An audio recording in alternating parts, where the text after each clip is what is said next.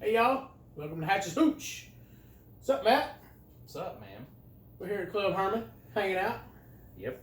drinking a little liquor. What he said. So we got some Elijah Craig, Matt. I'm excited a little bit. What do you know about that? Very little. Well, I'll tell you, I don't know a whole lot either, but I do know it's made at Heaven Hill Distillery, which makes the Heaven Hill brand. But apparently, I think Elijah Craig is the top of the list of all of that. And if you'll go look in the liquor store, it is much more expensive than some of the other bourbons. Really? Yeah, it's I want to say $28 for a fifth. So here's a little morsel. It's their little sticker on the label here. It's high proof too. It's 94 proof, 47%. It is a true small batch, and they were the first to char oak barrels. Ooh, nice. And it says that they are the father of bourbon. Wow. So there's a little morsel of information that we didn't really know. That's something to say. Yeah. Father of bourbon. Well, I've never drunk Elijah Craig except one time, and I was at the Irish pub, and what they brought me, I didn't really care for. I thought it was way so hot and just, it didn't taste well. But that was a small batch. Now, I also have a barrel proof Elijah Craig. Supposedly, hot. It is fantastic. 132 or 33 proof. Yeah. Son. Every year they release 3 batches of them, A, B, and C, and I think I have the A lot, I think it is. And from what everybody said, it was fantastic. So it's still at the house. Now I have this whole collection of barrel proofs that we've not even. The only one we've done is this one Wild Turkey here. Mm-hmm. Yeah. Well, we'll get into those, but Elijah Craig small batch. That's a staple, everywhere. So I can't say that I'm excited to try this, but maybe this will be better. So I did find a small bottle of it, which is good. Yeah, because it didn't cost as much. Yeah, it's hard to find small bottles of these bourbons. Like all these rare bourbons, they all come in fifths, and they're expensive. Now I want to say I probably paid $18 for this. So that's not as bad as I figured it was going to be. No. I expected a lot higher price. Well, I mean, Elijah Craig is, it's probably one of the most readily available bourbons. It's kind of like a Jim Beam, and, it's out there. But then they also have their specialties, too. So, man, that's got a beautiful color, don't it? The color is really good. I thought this color here was just maybe the label kind of making it. But, man, look in the glass. That's pretty. It's got a darkness to it. Now, there's no age statement on it, so I don't know what the age on it is. It has to be at least 2 years, but some people like Elijah, Never had it, so this is gonna be new for me. When I was a kid, I want to say, most of the drunks that was around and stuff, they all drunk the cheapest thing they could get. But I want to say there was one guy, and I can't remember his name. This was what he drunk, even though it was more expensive. This was his deal, He liked that Elijah. So I don't know. There's definitely some alcohol smell. It's got some heat smell. Definitely some heat. But there's sweetness. There's definitely some sweet tones that I smell. It's a good sweet too. And there's something else coming through there other than the sweet.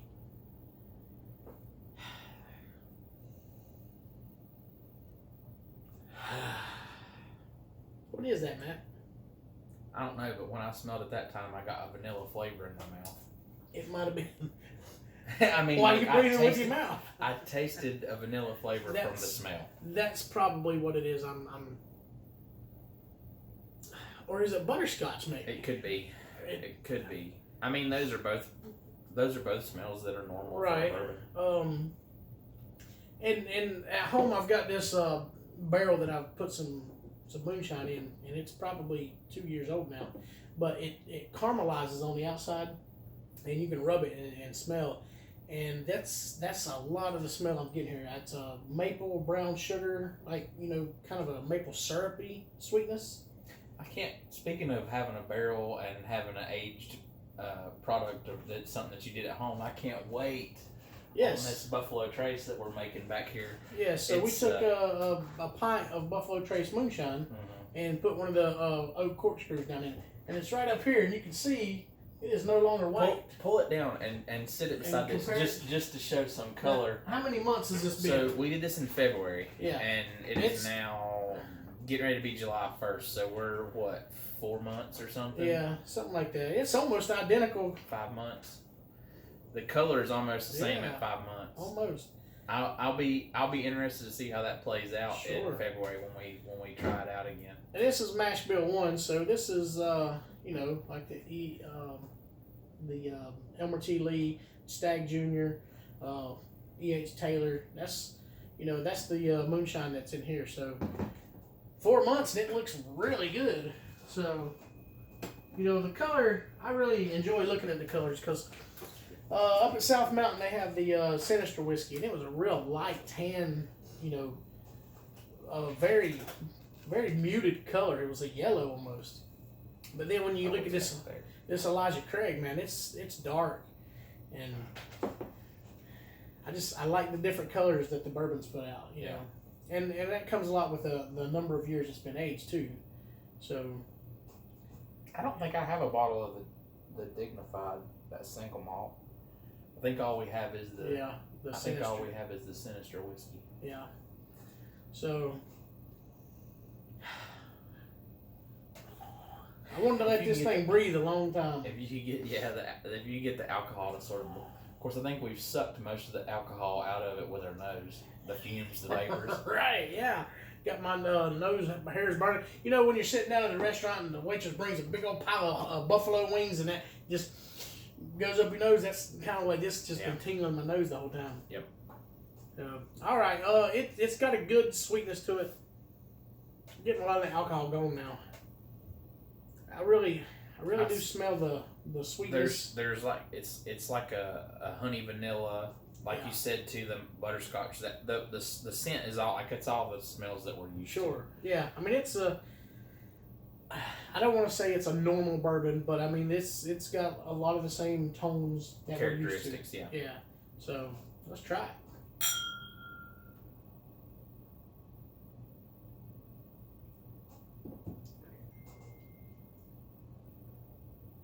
Ooh. There, see, that's what I was.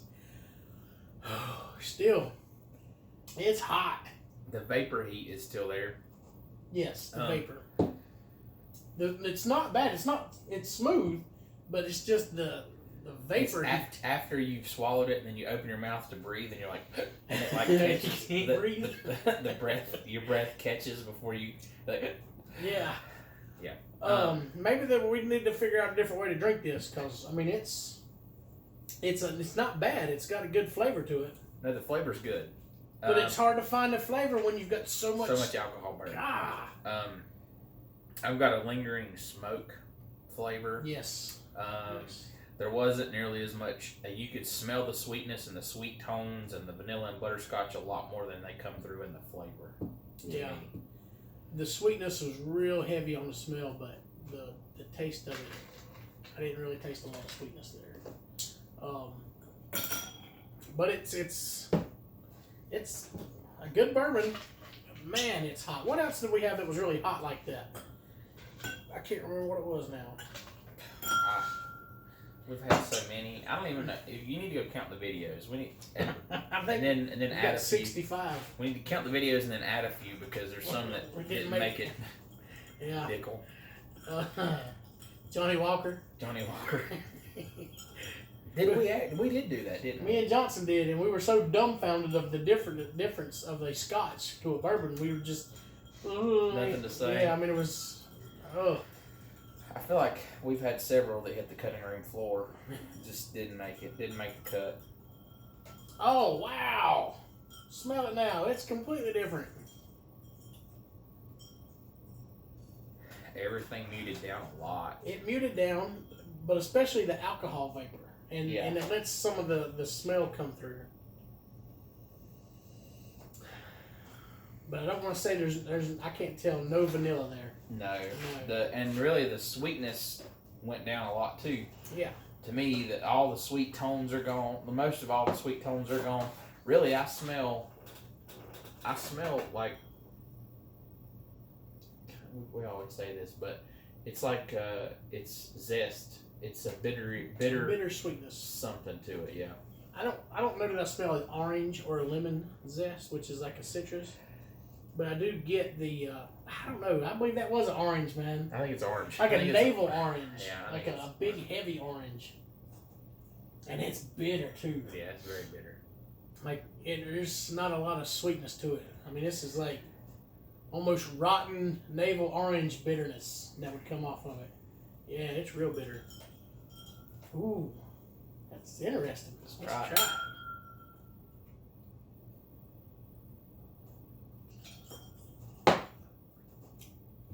180-degree difference.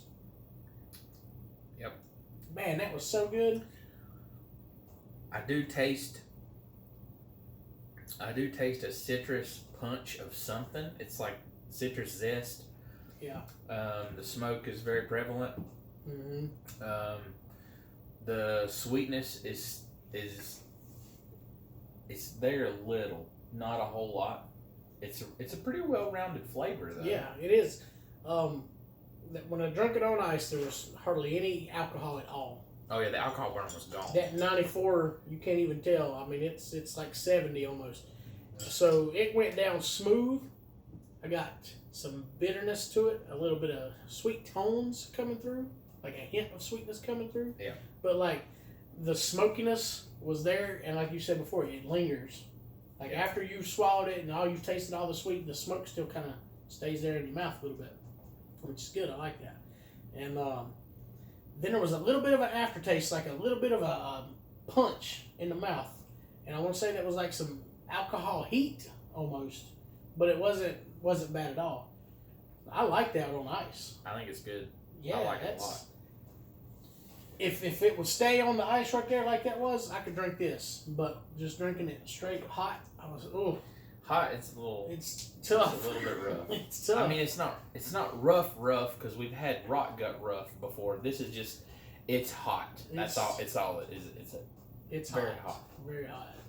So I like that though. I like the ice down. That's pretty good. I don't know that this little bottle will make it long. Probably not. Yeah. All right. So at the price point, it's expensive. It's close to Maker's Mark. It's not expensive, but I mean it's mid range. It's up there for working man money. Right. Working man money. This is a little bit high. It is a little high. But I mean it's worth what you're getting. It's worth it. Yeah. I mean it's worth it.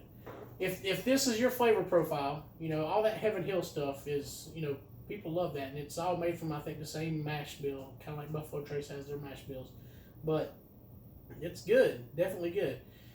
Some people like that burn. Yeah. When me and Johnson drink moonshine, and he's like, "Oh, if it don't burn you, it ain't real good." What? No, man. Smoothest. Yeah, but that's just that's people what he like likes. that. That's what he yeah, likes. People expect that burn. Yeah.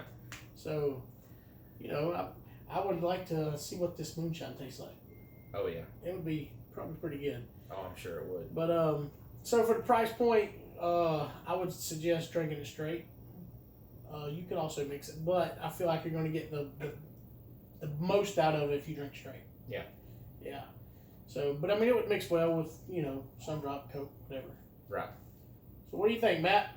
Worth the money? Definitely try it. I think everybody should go out and try this. Yeah, I mean, this is available all over. You can't go to a liquor store without seeing it. And they also have a single barrel that I seen one time, and I haven't seen since. They have an 18-year-old Elijah Craig too. Wow. Yeah.